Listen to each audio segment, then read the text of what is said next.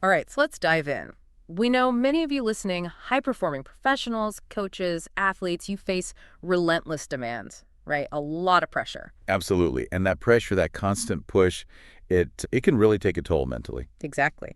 So today we're looking at a really practical, kind of real-time mental tool. It's called Grateful Flow, and it comes from Coach Ed Padalecki.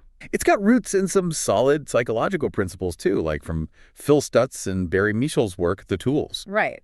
And Coach P positions it as like a mental override system for when stress, frustration, or just that mental fatigue starts to creep in. It helps you shift your focus away from the negativity, the problem. And back towards your strengths, your perspective. It's very much grounded in that sports psychology idea, isn't it? That your mental game is key. Totally. The quality of your inner state directly impacts how you perform outwardly. So think about those scenarios we all recognize. The pressure right before a big presentation or a competition. Or that frustration when things don't go according to plan, you hit a setback.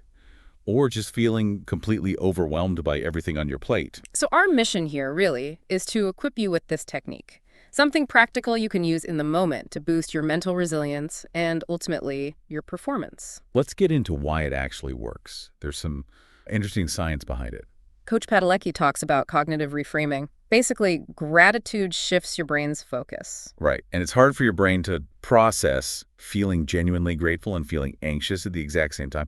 They sort of compete for resources. He mentioned a stat in a previous 1% Better daily entry, didn't he? Something about listing 5 things you're grateful for. Yeah, potentially increasing happiness by up to 25%. It's a significant shift just from that simple act. Think of it like an emotional reset button, almost like an athlete's pre-shot routine, but for professionals in any field. It interrupts that negative spiral. Stress tends to give us tunnel vision, right? We only see the threat, the problem. But gratitude does the opposite. It broadens your perspective, opens you up to more possibilities. Which is crucial for good decision-making, for strategic thinking, for leading effectively when things get tough. Okay, so how do you actually use Grateful Flow in the moment? Coach P breaks it down into 4 clear steps. Step 1, step back and breathe.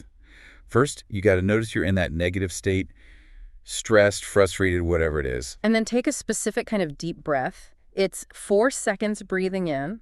A 2-second hold. And then a longer 6-second exhale. That longer exhale is key. It helps calm your nervous system. Okay, step 2, find small gratitudes. While you're doing that breathing, silently acknowledge 3 small, immediate things you can appreciate right where you are. Could be anything, like the coffee you're drinking, the chair you're sitting in. Or maybe the fact your team trusts you.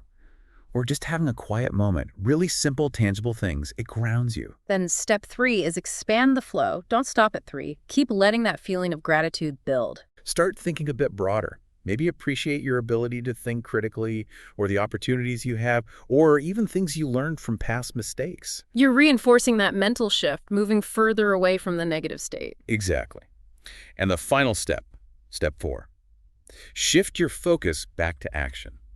Now that your mind is clearer, less cluttered by the stress. You can actually identify the next best step to take. What's the next productive thing you can do? And Coach P throws down a direct challenge here, doesn't he? He does. He says, right now, listening to this, list 3 small things you appreciate in this moment, just silently to yourself. And then the second part of the challenge is to commit. Commit to actually using Grateful Flow later today, or whenever you first feel that stress or frustration kicking in. Because his core message is that high performers don't just endure challenges, they actively reframe them. They reset their mindset. And then they rise to meet the situation. He really frames gratitude as a tool, almost a competitive advantage. Not just a nice-to-have feeling, but something you can actively leverage, especially in those small, critical moments that add up throughout your day. So it really highlights the power of a seemingly simple mental tool like Grateful Flow. It can have an immediate impact on your mindset and therefore your performance. It makes you think, doesn't it? How might consciously cultivating these small gratitudes, as Coach P calls them, repeatedly, how might that compound over time? What could that do for your overall resilience, your ability to navigate those high-pressure cookers you find yourself in? The only way to really know is to try it out. Put Grateful Flow into practice, observe the effects for yourself. Thanks for taking this deep dive with us. We hope this gives you some food for thought as you continue on your journey.